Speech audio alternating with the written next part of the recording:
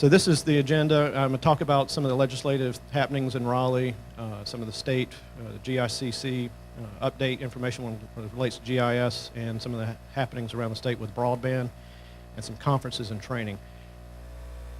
I changed my presentation around just right before I started, basically because I started thinking there's a lot of first-time attendees here who may not know who I am or what the league is. I probably attended 3 years of NCLGISA conferences. I'd hear Dr. Lee Mandel talk, and I never knew what he was. I really didn't. I heard the presentations, a lot of great content, but I didn't know what the league was until I actually joined the league. So what the league is we're an association of all the cities, towns, and villages in North Carolina. There's 543, roughly, cities, towns, and villages. We were founded in 1908, essentially to provide one collective voice for lobbying to the state General Assembly and also to the federal government, instead of having 543 separate voices, and then you can multiply that times the number of council members. So that was our purpose that we started in 1908. Again, I mentioned 543 municipal members. We also have, and that number's actually close to about 300 now, associate members. These are your water and sewer authority boards, ABC boards, etc. They are also members of our association. So we're fairly large, have a pretty wide reach. Some of the services we offer is we do a number of training conferences throughout the year. We have about 175 meetings throughout the year. We do a lot of advice and consulting to your city attorneys, your city managers, your council for a variety of issues. Largely those are related to HR issues. So if you get into situations for liability, wrongful terminations, we deal with a lot of those types of services. So we provide that out to your organization. You can also participate in a number of cost savings programs that we have. Number one is a debt set-off program some of you may know about. So we refund monies back to organizations for unpaid utility bills. We've given general statute authority a number of years ago to garnish tax returns. So if you have, again, unpaid utility bills that are owed to your cities, we are the collection agency. So we garnish your tax refunds before those go back to the individual to pay off those debts. Often, those monies that are returned back to your cities is much larger than the actual fees and dues that you pay our association. So it's a very good program that we offer on that. And the county association also does the same thing for the counties.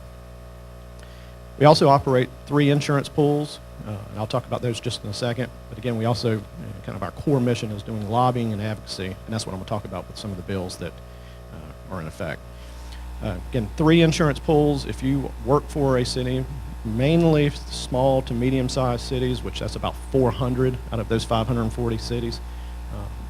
The numbers right around 350 or so of the cities and towns in North Carolina have a population of less than 2,500. So North Carolina is truly a state made up of small cities and towns. But likely, if you are working for a municipality and you are in one of those small to medium size, you likely get your health insurance through our organization. Workers' compensation insurance is provided by us, as well as property and liability. So we're an insurance company also at heart. About 70% of our services are insurance related. So that was just kind of who we are. Some of the things that's happening at the General Assembly that you definitely need to be aware of. It is definitely a new era in state government after the last election, and going back actually to 2011, the elections that occurred then. Before I get into the actual bills, I wanted to provide you this information, and my presentation will be up on the NCLGISA website because I will be blazing through some of these bills, and I want to make sure that if you have any questions or answers or questions, you may find some of those answers actually on our website, as our lobbyists are providing truly up-to-the-minute analysis on some of these bills. NCLM.org is our website. By the way, that's a website design that I did at the league, real happy about. But underneath our website, there is a bill tracking system. And this is an interactive system where you can look up the bill numbers and you can find the details of those bills, whether or not, kind of break it down for you, whether or not we are opposed to the bill, whether or not we're in favor of the bill, or we're taking a neutral position. But these are, it's really truly powerful information that you have. Now, in the years past, we've had a lot of information. Saw Will Aycock in the room earlier with green light. a lot of things around municipal broadband that needed a lot of grassroots efforts from really many of you to contact your legislators, or at least inform your city managers, county managers to take some action. Because some of these technical items, a lot of times our elected officials and managers don't truly understand. So as we were fighting those level the playing field bills years past, you can find the categories of these bills through this tool, so you can break it down by technology. So don't think this is just information your council needs or that your managers need. They really truly do need that input, on the ground analysis from you to provide them some of the information so that they can be better armed. And we're all citizens, most of us are all citizens of North Carolina, and are free to contact our legislators on these types of items. So, one of the neat tools about this is, who do I contact? So I wanted to provide you just a couple screenshots. On this bill tool, you can look up by your address who your legislators are, and it provides email addresses, phone numbers of how to contact them. So I put in 301 North Water Street, which I think is the address here for the Wilmington Hilton Riverside, it's close, and the zip code. And when I submit that, this is the returns that I get, so you can see who is holding the various offices for the districts that you're in right now. And some of the more detailed information, like who's the state senator for this district in downtown Wilmington? And the answer is actually Thom Goolsby. And if I click on Thom Goolsby, I can see his personal information, his website, his email address, some of the committees that he sits on, what committees he's chairing, and some personal information as well. So this is truly a good database for all of you to use, and it's free, it's accessible by you. You don't have to be a member of the league to have access to this. Any member of the public can actually go to our website and find this information. Is anyone here from Winston-Salem?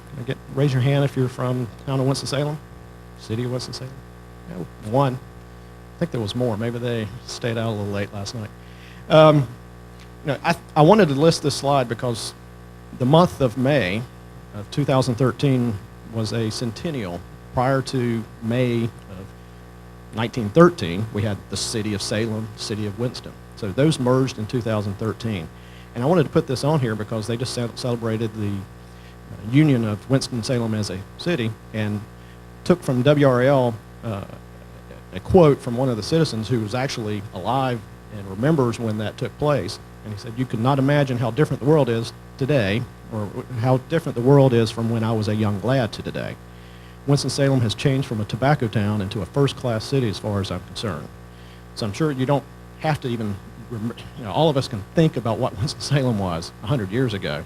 And Winston-Salem is truly a world-class city. Hey, another Winston-Salem, yeah. You heard yourself mentioned, you had to come in, got called out.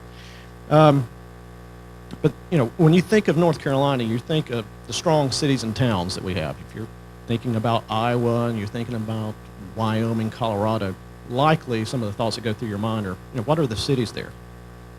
Des Moines, Cheyenne, etc. But when you think of North Carolina, you think Wilmington, you think Raleigh, you think Charlotte, Fayetteville, High Point, and the list goes on and on. We truly carry is one of the fastest growing cities in the nation.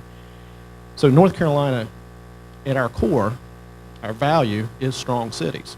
So I wanted to paint that picture because some of the things you're seeing in the General Assembly is eroding that. I mean, there is a lot of power being shifted from the cities to the state.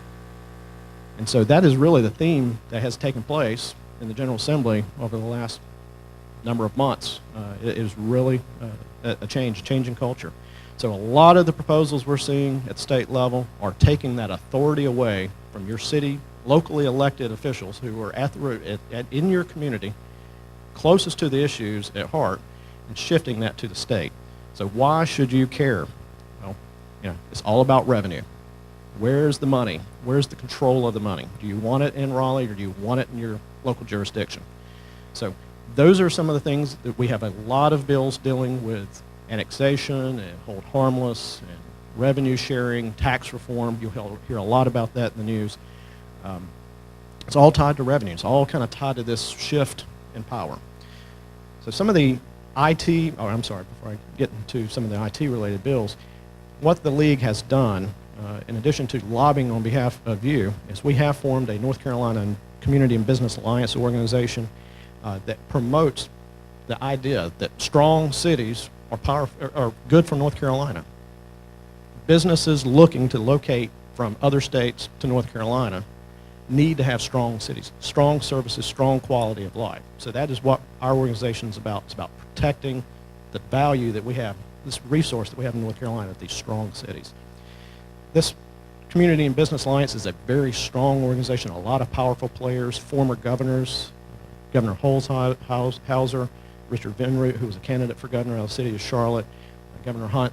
These are all members of this Community and Business Alliance. So this is a high-profile organization, and there's a number of private sector firms that are on this Community Business Alliance that are arguing and lobbying on behalf of you from the private sector for this initiative. So this is something new that's came out of the league in the last few months. We feel very positive about the impact it might have with legislators. So some of the IT-related bills that you need to be aware of, some of these are haven't come to fruition, but they're at least being talked about. Number one on the list is electronic notices. We've been talking about that for the number of years. So what we're talking about with electronic notices is when your city or county, mainly city, is looking to publicize meetings in the paper or meetings to the citizens. In the past, they were required to publish that information in the local newspaper. It has to be in print, and it's actually a paid advertisement. There's a couple of local ordinances out there that's been able to get beyond that in past years. The town of Cary is one of those. However, there's been a number of bills. It's one of the league's goals is essentially do away with that requirement that it needs to be printed in a paper newspaper. Because in the electronic age, and hopefully everyone in this room understands that, a lot of information freely could be displayed on the website. So if you're providing notices about special meetings or council meetings, et cetera, we think it makes sense. Publish that on your website. Maybe you can distribute that via email. That is much more affordable than your town's paying for an advertisement in a paper. So as crazy as that may seem, these bills have been very hard to pass. Press association, newspaper associations are a big lobbying power, and they've put a lot of money behind protecting this fund of revenue for them. So some of these bills, we had three in this session. There was a Senate Bill 287, a couple House bills. 287 was one that has passed the Senate, and if you don't know, the legislator works in a 2-year biennium cycle. So in 2013, this is year one of a 2-year cycle. So there is a date, and I apologize, I don't know the date off the top of my head. It's last week time frame. Bills had to meet a deadline before they could cross over. So if they passed one chamber of the legislature, either the Senate or the House, they had to pass one chamber to cross over to actually be eligible for that entire 2-year cycle. So when I talk about bills that did not cross over, we're not going to hear about these again until 2015. So electronic notices is one of those that actually passed the Senate and has moved over to the House, but the House bills that are dealing with the local electronic notices to move this forward, those did not pass. You can read there in the notes, it would allow local governments in Guilford County, Greensboro, High Point, and Morrisville to actually publish these special meetings on your websites.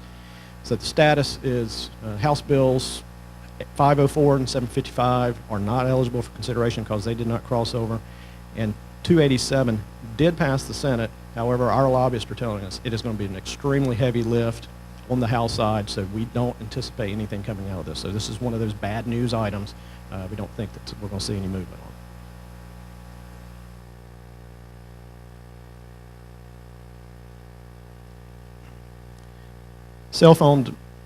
Cell Tower Deployment Act, HB 664. What this bill is looking at regulations, ordinances, controls for how cell towers are deployed in your jurisdiction. And this is one of the items, too, that we are, as the bill was introduced, not necessarily in favor of, because we were all about promoting government, promoting technology. However, the local ordinances that control of where these towers are placed, either on existing or new structures, we want to allow the local elected officials to have some input into where those are placed. I mean, they could be aesthetic reasons why you would not want to have these cell towers in a particular area. So this bill would forego some of those locally elected inputs. And we did work with the bill sponsors. We feel like we have improved this bill. It has now passed the House and has moved over to the Senate, so we think it's much improved. But ultimately, we're going to see where this one goes. But look for some movement on this to see truly some maybe changes in impact of how private sector companies could supply cell towers in your jurisdiction at a mandated federal or state level perspective. Yes.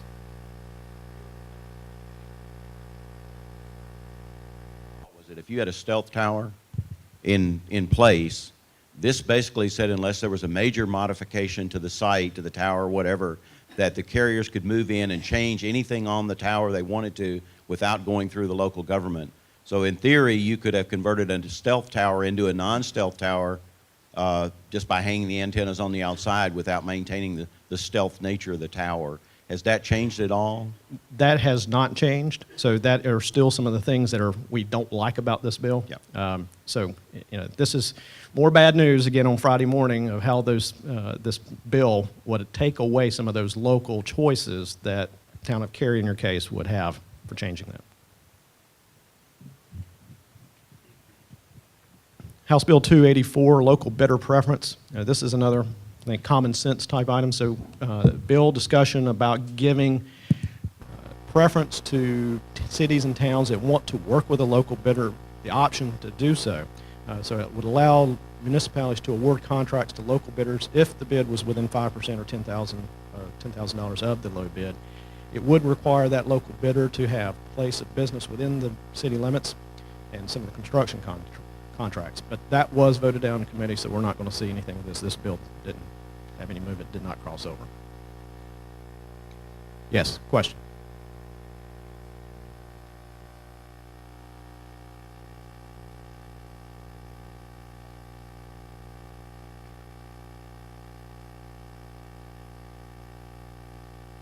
If we do not have ability to control who's on those towers, that will affect a lot of dollars for us.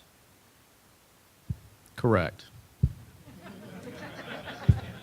Thank you. Yeah. No other input. We don't like this bill. Again, we feel like it's improved. We'll encourage you to check our website for more of this information. It could have some movement, some changes on that, but right now that's in its current form. That's what we're dealing with. The spirit of this bill, was to provide more infrastructure and essentially eliminate any prohibitions to allow some cell phone towers to be deployed at will anywhere. So that's kind of the spirit. Our position is we want to make sure that the locals have some input and some decision making on some of the technology aspects or aesthetic aspects of where they're placed. Right now, we're not seeing a lot of that being added.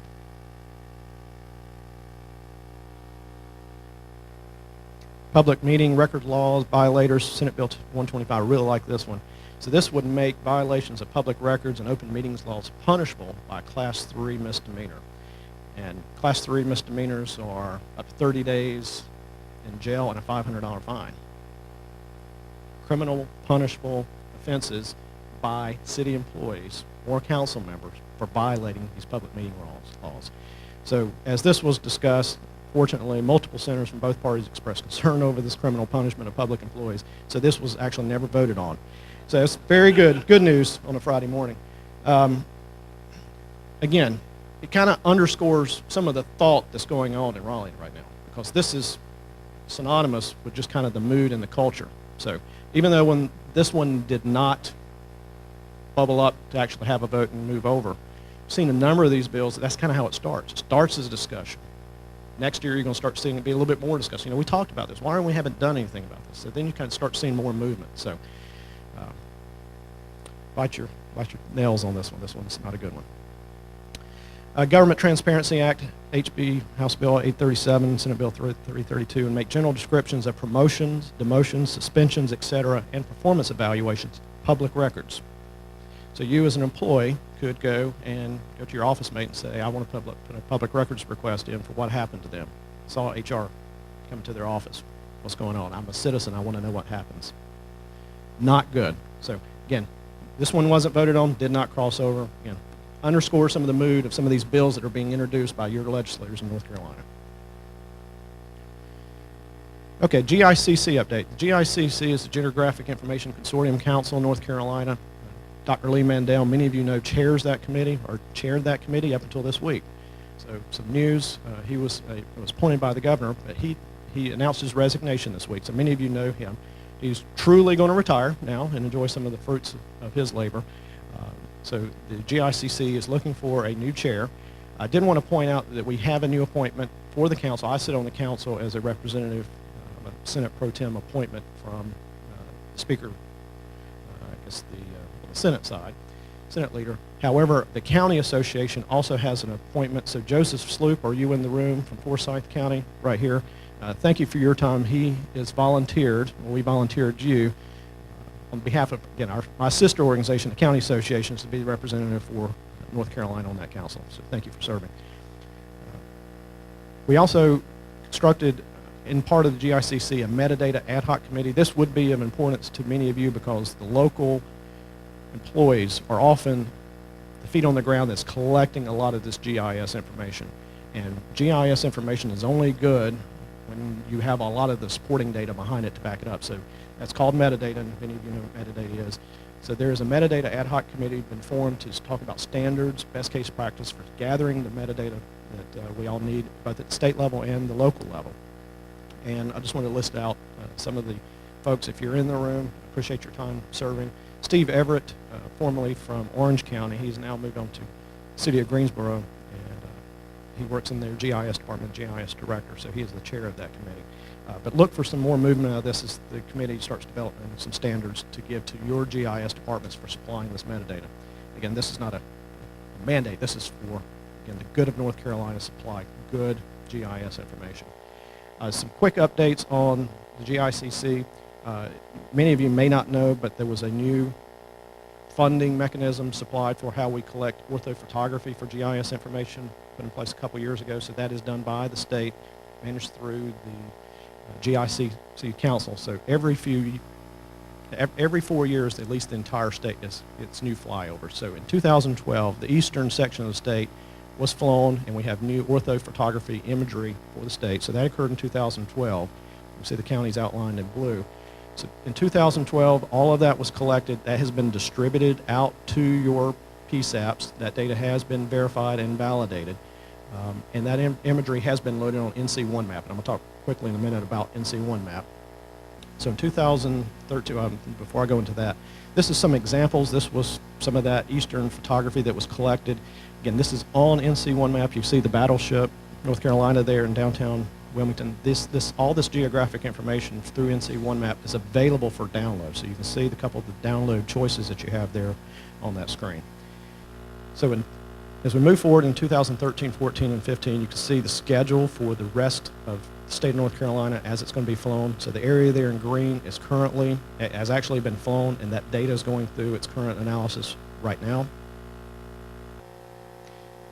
All of that was completed on March 17th. There is a new virtual online inspection system. So for doing this validation, your local GIS employees are involved with validating some of this information, and as an online process that the GICC wants to at least make everyone aware of that that's occurring. And I think it's been very successful in getting the turnaround a lot quicker and available for download on NC1 Map, or available for distribution. A final bullet there, Fort Bragg was actually flown. Years prior, that was always a kind of a no-fly zone. You didn't want to get anywhere near Fort Bragg. All the military bases have been very good to work with, and in this cycle, Fort Bragg allowed the flyovers to occur. They are redacting that information so that it's not available online, but as we were able to fly over, you're able to get right up to the border information from those areas. So prior, it's not an exact science of how you square off the military's borders there. So if you're in Hope County, Moore County, Lee County, et cetera, we weren't ever able to get good orthophotography right up to the edge of Fort Bragg. So that is an improvement from years prior. Again, Seymour Johnson did allow the flyovers to occur there, so those 5 square miles are covered. So as we move forward through the rest of 2013, your primary service answering points, I've been out of the 911 a little bit, I hope I got that terminology right. Basically your 911 dispatch centers have been contacted. They're going to be involved in doing this voice system to do the validation. The number of cities, these are some PSAPs in that eastern Piedmont area are going to be contacted to be involved with that validation. This is the schedule of how those will be contacted, when the review will start, and when it will end. So I'm not going to spend a lot of time on that, but if you can look and see those counties there, you can see over the next few months through August, September, October, this is when the eastern Piedmont section will be covered. And these are the PSAPs in those particular areas. So some of you may be involved in GIS, but at a minimum, that data, the orthophotography is a large set of data, so you, at least from an IT standpoint, need to be equipped on how to handle that handoff of data.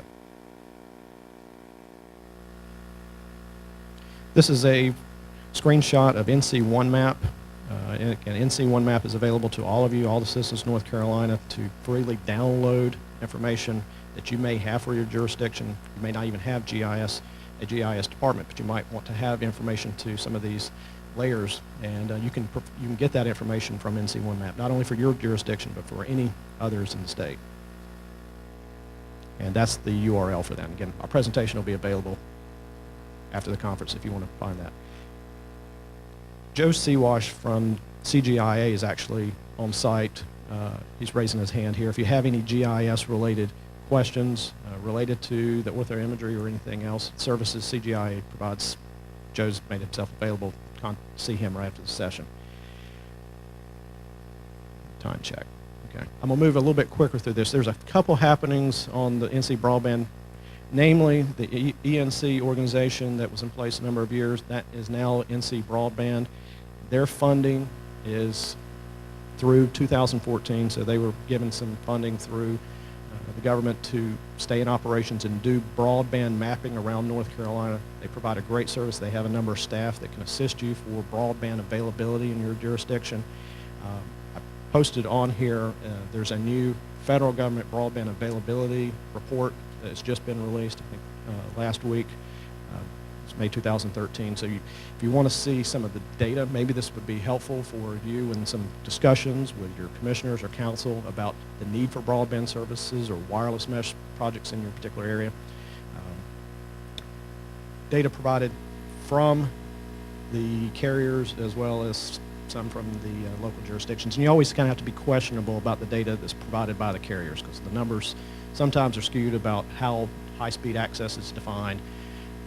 They work under kind of a different set of rules. They can supply some data that they actually provide coverage if they can ramp up and do upfits to provide the service within 30 days. So sometimes these availability doesn't exist, the towers aren't constructed, but if they can get it up in place in 30 days, they say that you're actually providing coverage. So a little bit of disclaimer with that. This is a screenshot from the broadband mapping viewer that is on NC Broadband. And again, this is downtown Wilmington. I just clicked on a few layers there so you can see where DSL coverage is available in green, cable is in blue, fiber in brown is where that runs. This little area over there close to UNC Wilmington. And then the fixed wireless downtown Wilmington. It's a nice little tool they have on NC Broadband. Brian Lay, is he in the room? He is with MCNC, and they are an organization that provides broadband, high-speed fiber connectivity through the state of North Carolina for a lot of the K-12 organizations, anchor institutions around North Carolina.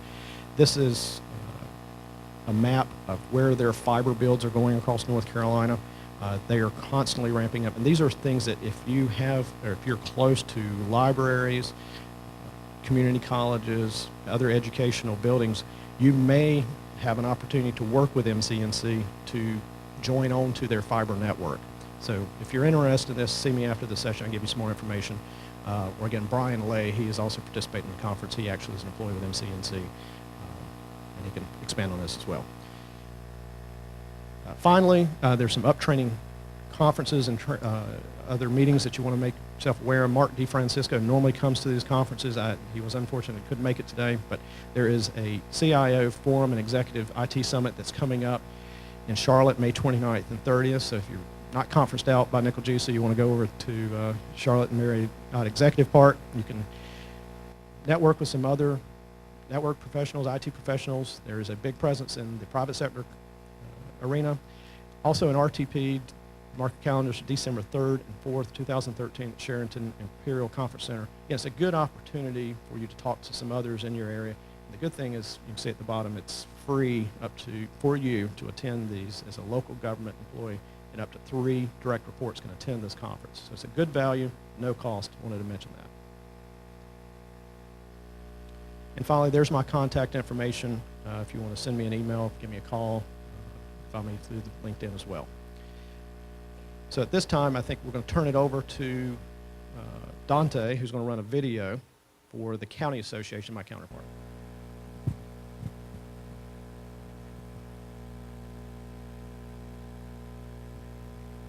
Hello, everyone. As you've noticed, I'm coming to you via video and not live. Unfortunately, I have a conflicting appointment and am not able to be there with you this morning. You will have seen me earlier in the week, but again, wish I could be there, but I cannot. With me today, I have our Deputy Director, Kevin Leonard. And Kevin is here to give us an overview of the legislative session and the Senate budget. Thank you, Judy, and hello, and thank you for the opportunity to be with you via video. It's something we're trying to do more of here at the association, and do some of these updates. And just recently we sent one out to all of our counties, and so we hope that this medium is working for our counties and will work today. So Judy, thanks again for the opportunity to start at a high level in terms of what's happening at the General Assembly and give a legislative update for you guys today. And then we'll try to drill down and get to some specifics that you may be interested in, specifically from an IT perspective as well. Before we dive into that, I did want to say how much we appreciate working with all of you in the counties and getting information that we can use as an advocacy team to help better advocate for our counties when it comes to IT issues. And something that we'd like to do to try and enhance that is we've been talking about developing a quick response team with IT folks from around the counties. Now, Judy's informed me that when I say QRT or quick response teams, you'll think of like an emergency, like a hurricane or something like that. Well, it's sort of similar at the General Assembly. That's the way we feel sometimes that we're getting hit by a tornado or a hurricane at the General Assembly. A little bit different. Our quick response teams, our QRTs, are made up of county professionals in various areas all across county department heads. For example, animal control or finance officers or budget directors, those types.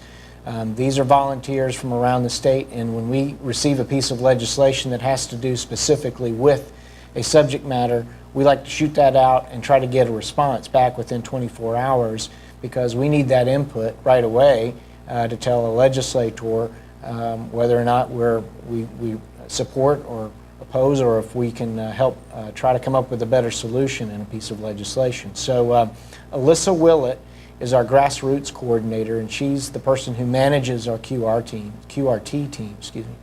And she'll be working with Judy to try to set up the opportunity. If you're interested in being a part of that, just let us know, and you'll be getting some information about that. Diving right into the legislature, when you see this, the Senate budget will have been out for a while. In fact, the Senate budget will probably have passed by the time we're watching this, but we've just received a copy of it. It is Monday afternoon, and we're still making our way through it. So I'm going to talk about some of the issues in there. We're in May. Session started in January. We suspect that they will go up until July the 4th. There were rumors at the beginning of session that they were going to try to get out of here by mid-June. Right now, I just don't see that happening. There's still a lot of stuff left to do, including the budget, talk of tax reform, which we have not seen a major plan unveiled at this point in terms of any major tax reform, only sort of the sketch of what that looks like. We have been tracking over 1,700 bills that have been introduced. About 300 and so of those have a direct impact on counties, so we've got our hands full trying to keep a handle on all of those bills and where they presently are and what they're going to do to us or for us. Last week was crossover week, so we can start to pare down those numbers and get them in a little bit manageable size. The number of bills that made from one house to the other, if they did not cross over from one house or to the other, they are now considered ineligible to continue on. So that's both positive and negative news from the standpoint of if our item did not get over, that's a concern. If it's something we wanted to stay put and it didn't get over, that's a positive. So that's kind of where we are in session. Now we start to turn to our attention to the budget and see how that's going to impact counties as we move along. Before I get straight into that, our legislative goals adopted by our county commissioners across the state, we have 60 legislative goals. A lot of them are budget related. Some of them are defensive, but some of them are also proactive in trying to get policy change that we've already introduced legislation for. For a complete list of those, you can go to our website and get all of the bills for our legislative goals and the bills that we are tracking. A couple of things that I think that your organization may be interested in terms of our legislative goals, and we can talk about this if you'd like later, is 911, the issue of 911, and the issue of DMV, the Tag and Tax Together program. And I can update you on those in just a moment.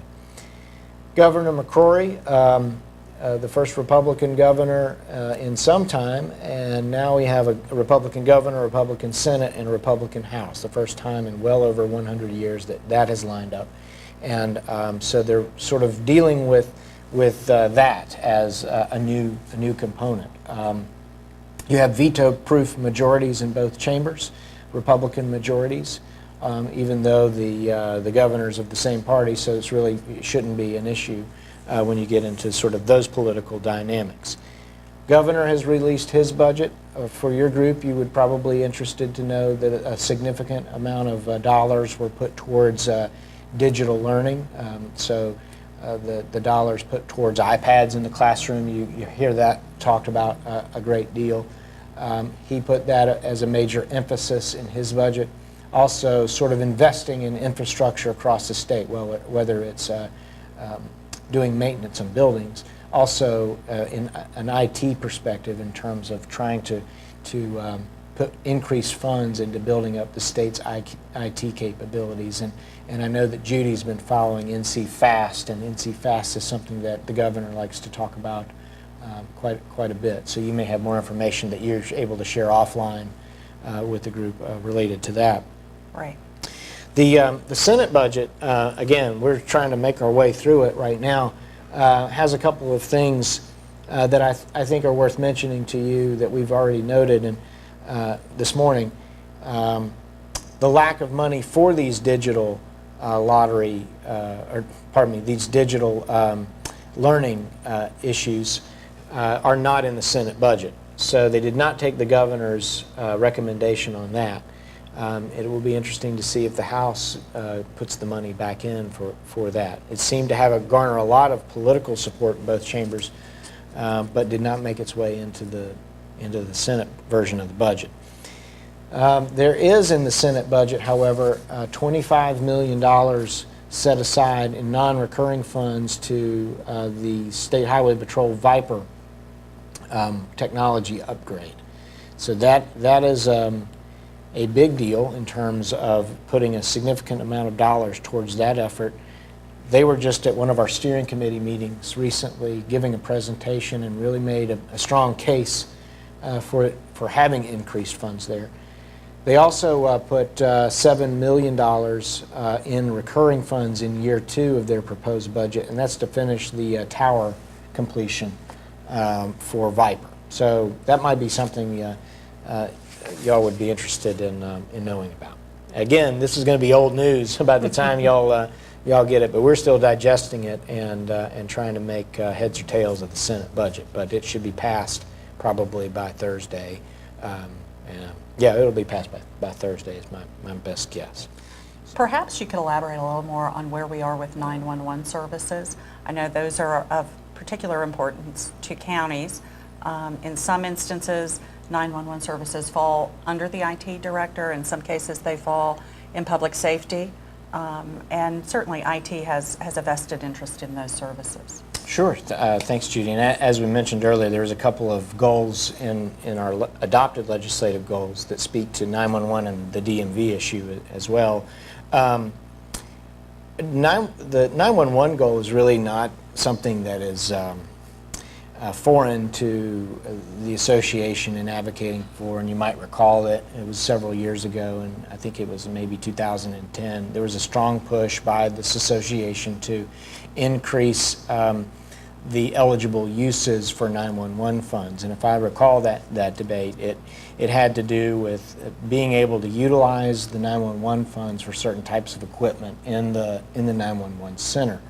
And it was a very challenging piece of legislation in the sense that there was a lot of moving parts, there was a lot of funding at play, and as a result, what happened was it expanded the uses within the four walls of the center. There was funds that was eligible to be used for a limited period of time on any public safety type of equipment.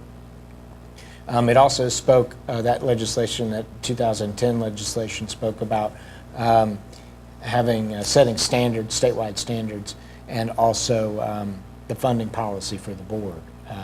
So now we're back and we have another goal, and I think what the goal, having gone through the legislative goal setting process, I'm aware that the conversation that occurred is not so much about the funding and the spending piece that we had about spending outside of those four walls.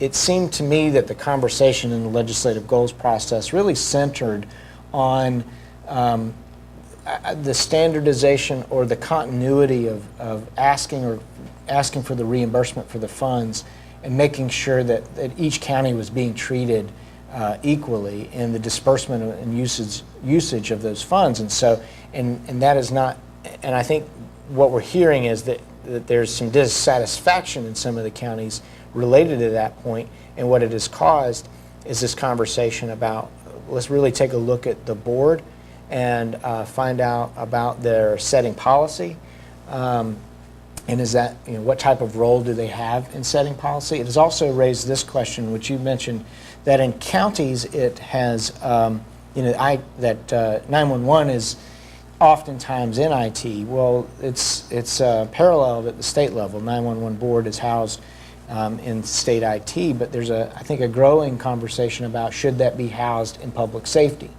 There seems to be this sort of continuity of having 911 in the public safety, Department of Public Safety, especially in light of the conversation about consolidation. They consolidated the several agencies, state agencies dealing with public safety into one. So that's piece of the bill. It's House Bill 345, House Bill 345, that institutes a study.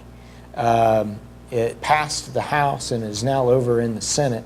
And what it speaks to is the 911, this committee, which would be run during the interim period, to include the composition and placement of the 911 board, as I was just describing, the development of standards, which was put on pause last session. Right. And also the administration of the fund. And the issue specifically on the administration of the fund is the formula working? Is the formula accurate and meeting the needs of the counties? But then on the telecom side, the AT&Ts, the Time Warners, the Embarks, those folks are talking about how the money is collected. And it's presently collected on the bill, and so they want to talk about, is that the most appropriate place for the bill to be or the charge to be collected? They've never really cared for that, and so they want to have that question raised in the study as well. So that's likely to become the focus of that interim study committee if it is to pass the Senate. So that's sort of 911, and again relating it back to IT. It really would come down to what types of what types of equipment and how the county is able to purchase that equipment, setting the standards. Right. Good. Sure. Good. What about DMV? DMV, as you probably all are aware, the House Bill 1779 project refers to the legislation that passed in 2005. So it's been a long 8 years in coming and trying to get this legislation enacted, which was a priority of the association back in 2005 and was successful in passing that. And at its essence, what it does is it combines the vehicle property tax and the registration process all on the same piece of paper.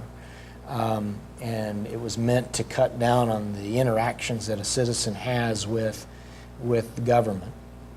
It also will assist the county in collecting uncollected vehicle property tax. So, in one county, the overall real property tax collection rate might be around 98%, but the vehicle tax rate is somewhere around 87%. And automatically, that will bring that up in line with that.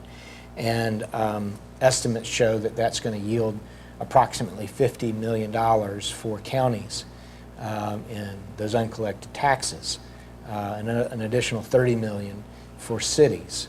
So, that's a nice $80 million total to bring those funds back into the county and the cities of uncollected taxes. It's taken a while to get there because of all of the software needed, the changes, and it's going to be a major change to sort of get that in place, and then the culture change of not getting your vehicle property tax in the mail from the county and paying it that way. Ran into a bit of a snag around April, although everything is good. Everything is still on go. Initially, it was set to go at the beginning of April. The first notices were to be sent out. Counties, I'm happy to report, counties were ready to go, and the software was tested and ready and in place.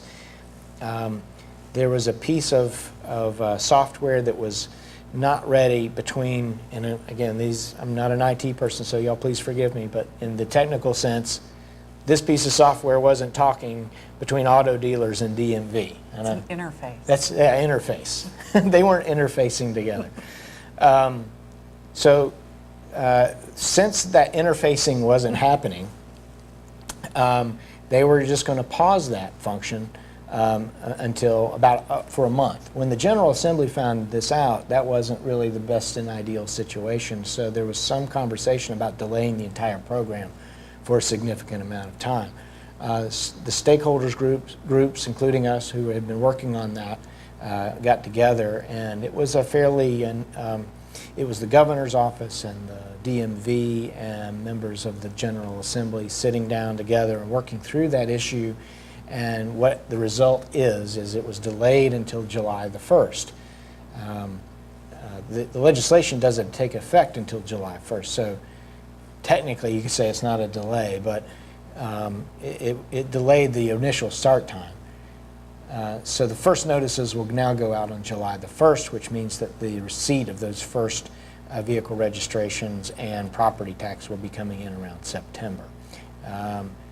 Impacts of that on IT, I'm not sure exactly where that... Probably not much. Okay, well, I'm not sure where that would fall. It'd primarily, I would assume, be more in the finance office and the budget and the on the receipt side of what's coming in there. But that's good news to report that system is on go, ready to start up July 1st, just a short time from now. So we're excited about that program getting started.